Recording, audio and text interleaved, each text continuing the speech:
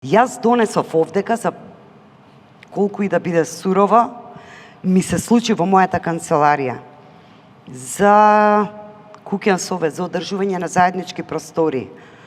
Има странка и веднаш кога ги вратив тие предмети, значи ги вратив на полномошникот.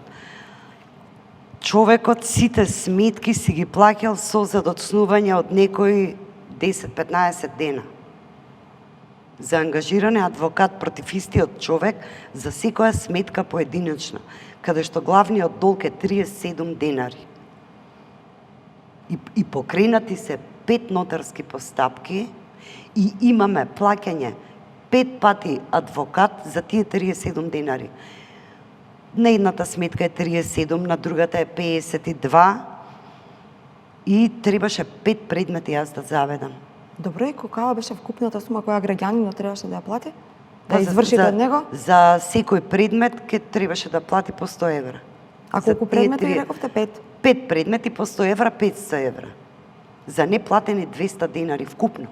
А замислете, Александра, колку има такви? Еве, Весна, ако ги вратила добро, јас... Јас, знаете колку колку... Добро, и кај ги вратите? Каде ги вративте и што конкретно направивте? Јас лично ги вратив и кажав дека ваков предмет мене не ми треба, точно заради притисокот. Добро, ако вас не ви треба, не значи дека утре друг извршител нема да го спроведи од кај вас. Тука е овој делот, дека ова реков, јас најотворено, за мене ова е безобразлук.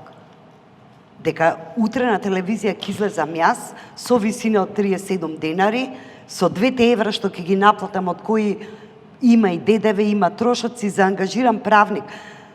Треба граѓаните да разберат дека системот во кој ние работиме, високо стручен кадар е, сите се дипломирани правници со положен правосуден испит, со положени испити за извршители. Дали тој ќе го прави налогот за 37 денари или за 370.000 денари, работата е еднаква.